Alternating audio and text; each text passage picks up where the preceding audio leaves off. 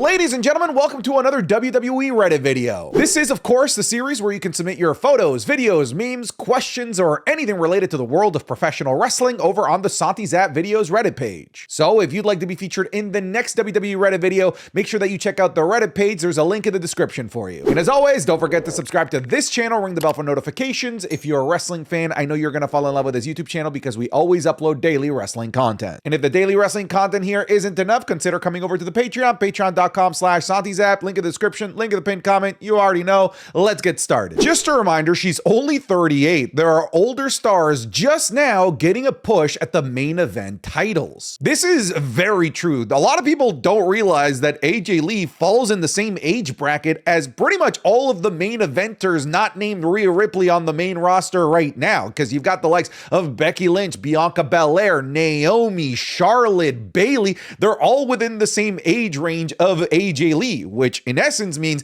that AJ Lee is returning to the WWE in prime main event caliber years. And the fact that she's back for an extended run, not just a one-off match at WrestlePalooza, means that we're probably going to have AJ Lee making runs at the IC title, the US title, and probably the main event world titles as well. I wouldn't be surprised if she's now the odds-on favorite to win the Royal Rumble this year. And that's not even talking about the men. The men's main event scene is even significantly older than the women's right now. Hell, look at Damian Priest. The dude won his first world title at 42. So yeah, AJ Lee at 38 is in her prime years, and we're gonna get some great work from her in the main event picture for the foreseeable future. Punk better watch out. I'm not gonna lie, we need this interaction at some point. Not yet, and not just necessarily Dominic and AJ Lee, but Dominic and Liv and Punk and AJ Lee. Listen, I know that we want to have AJ Lee do other things than just mixed tag matches,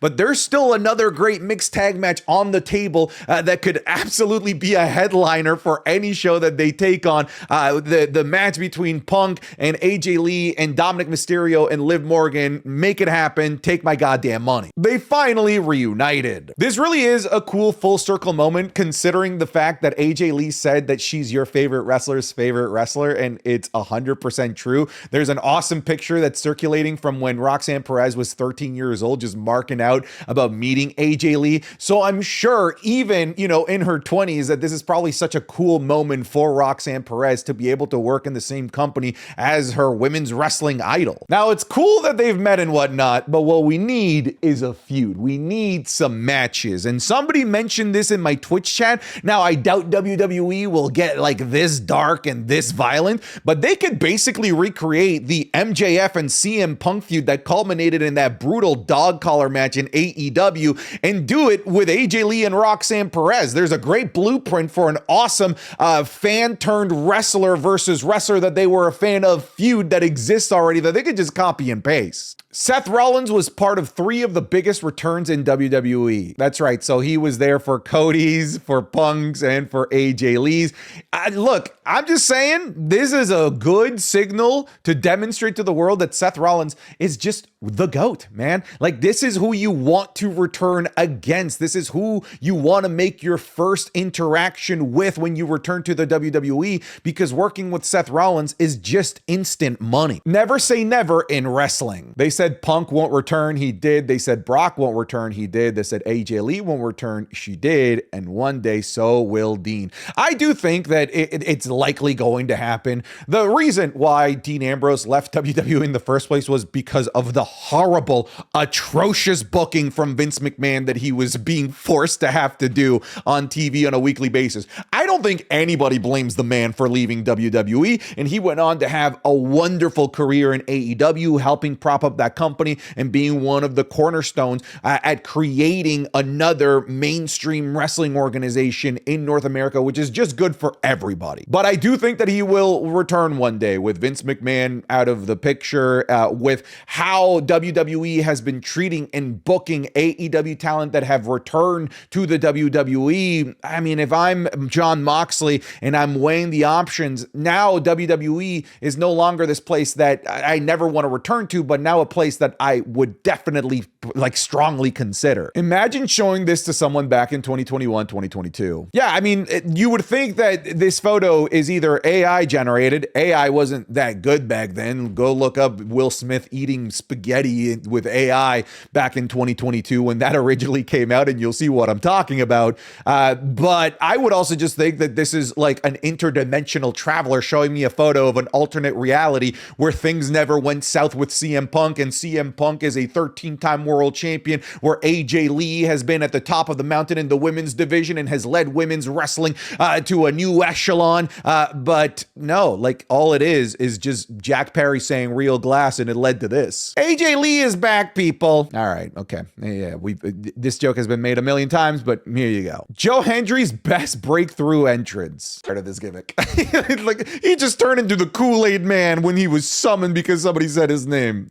Joe Hendry rocks, man. That mask looks beautiful. Pues claro, él es mexicano, güey.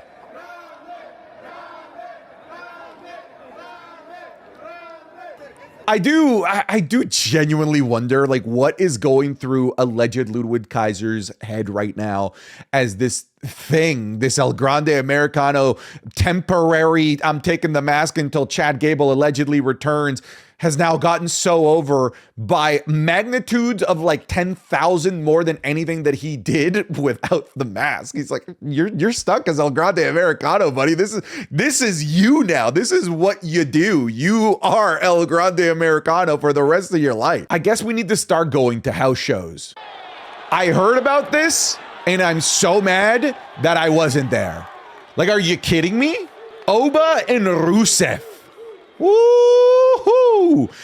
I'm wondering if they're starting to prep Obafemi for the main roster. Like, what else is there for him to do on NXT? I think at this point, it's drop the NXT title, probably stand and deliver, maybe before then, so that they can debut him at the Royal Rumble and start working with the Rusevs of the world. It's inevitable. Like, Obafemi is about as close to a lock as you can get in the WWE since Braun Breaker. I know it's nearly been 10 years, but she looks so different. Bro, whoever keeps making these nightmare-inducing edits of swapping Triple H's face with the talent that he is celebrating title victories with or returning, there's a special place in hell for you, because I can't unsee this. I despise this with every ounce of my being. With AJ Lee's return to WWE, if it's more of a one-off match, who would you like her to face? Okay, so it has been confirmed that it is more than a one-off match, and I'm sorry to give you like a super generic answer. The answer is literally everybody, because the main roster is full of women that she has never even so much as interacted with. I'm pretty sure the only ones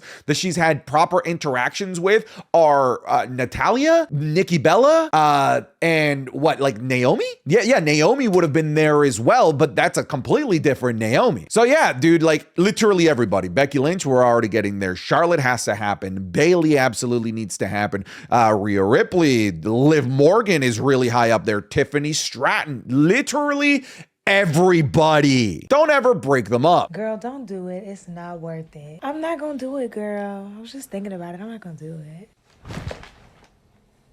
I did it.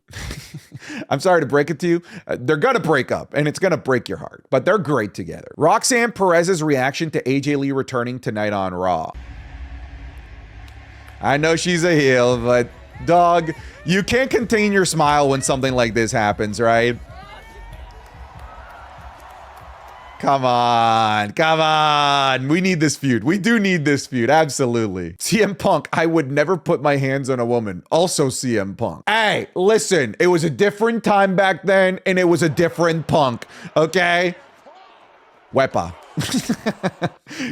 Listen, I knew that this moment in history happened, and when CM Punk said he would never put his hands on a lady, this is also the first thing that came to my mind, so I'm glad that I wasn't the only one. Stephanie having a program on NXT instead of getting TV time on Raw, where she has an upcoming world title match. Why? Right? And it's not as if, well, you know, you don't want to spread her thin and have her do both.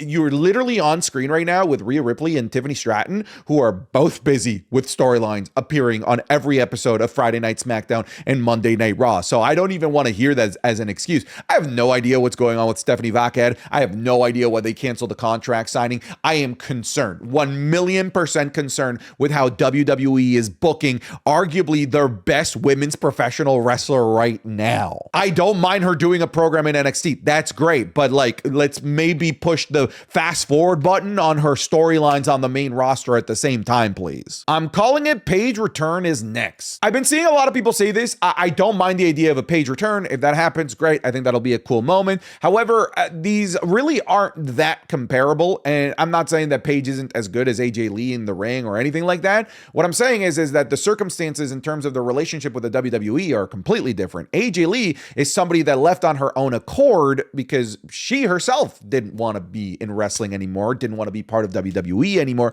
So WWE lost AJ Lee. WWE never lost Paige. They never lost Saraya. They just chose to not use her anymore because of her concerns with injury. So they've had her and chose not to use her. And I would just be concerned that we would just fall back into that circle and that habit again of then bringing Paige in just to be a manager or just to not appear on screen at all whatsoever and not get utilized. If R-Truth was head of creative, I got somebody who will.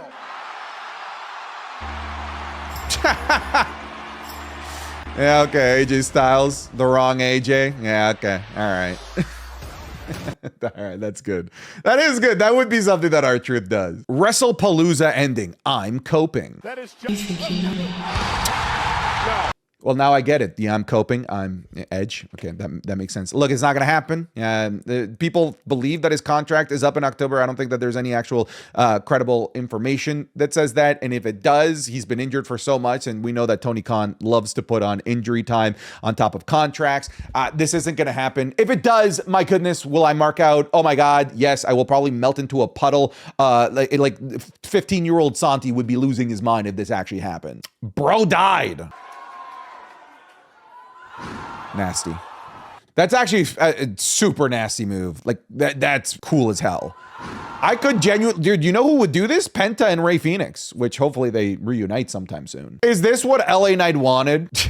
I mean, he did say he wants all the Braun Breaker, Bronson Reed. He probably would have said Braun Strowman, LeBron James, Bronny Jr. Sure, why not? I hear voices in the air. I hear them loud and clear. God damn it, stop making these. These are awful. These are terrible for the soul. Speaking of AJ's return, remember when? Sadly, I do remember. This was a weird time in WWE, all right? The WWE social media was so weird back then. They were obsessed with Twitter. They were obsessed with this platform called Tout that I think they partly owned. They would turn off comments in their YouTube section and do weird-ass polls mid-show like this to try and just generate more hashtags. This is one of the infamous ones. Who should AJ Lee be with? Dude, this was a time where AJ Lee was bouncing all over the place from a storyline perspective with whoever her love interest was. Nice. That's actually a sick edit.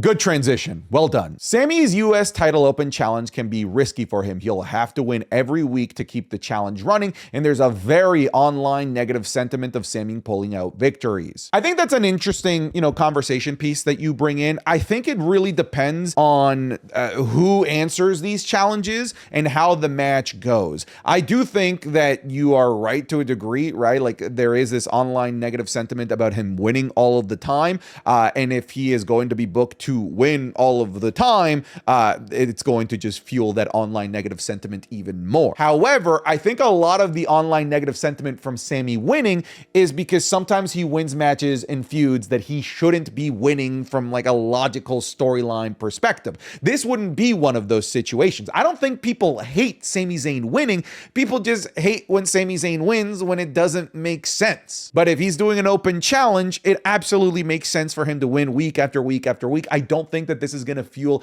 the online negative sentiment that is currently existing around Sami Zayn. Now, there will be moments where the fan crowd favorites are going to answer the challenge, people that you want to see get pushed, like a Carmelo Hayes, that might get Sami booed if he ends up beating those types of characters. But that's what happened to John Cena too. People were booing Cena when he beat the likes of like Cesaro and even Sami Zayn back in the day. It's just the nature of the beast, but I will not be one of those people that's going to be upset Sami winning week after week after week with the open challenge, because in this situation, he should be winning. It makes sense for him to be winning. Real glass. Invention of glass in 3500 BC. Domino effect right to AJ Lee returns in 2025. Real glass, folks. Real glass. I cannot wait for some like Vice or New York Times, I don't know, whoever media outlet, to create a documentary on the impact of the Real Glass segment in AEW All In from Jack Perry. Is he dumb or doesn't care? Is Io Sky, is that match happening? Io Sky, Stephanie Vaquer for the women's title. The contract didn't get signed last night, or it got signed? To be honest, I was not there last night. I haven't had a chance to watch the show yet because I was at. I did Kill Tony last night, so I was in. He probably shouldn't have said that, but you know, the head of creative should probably know what's going on with creative at all times, 24/7, every single moment of the week. No, I'm not ready. Yeah, so per Fightful, AJ Styles, sources close to him indicated his deal is up around February 2026, and I don't think that they renew him. I think we have an example of this already, which was Edge when he kind of had his final months in the WWE, his final run, as he was pushing like 50. And WWE chose not to re-sign him, and he ended up going to AEW. I genuinely would not be surprised if this is the exact same path and situation that happens with AJ Styles. Which match would you like to see at WrestleMania 42 for the World Heavyweight Championship? Okay, so this would be like custody of Paul Heyman match right here. Roman versus Seth for the world title, or Sami Zayn versus Seth for the world title. Okay, people are going to call me crazy. I don't want to see this. I don't want to see this.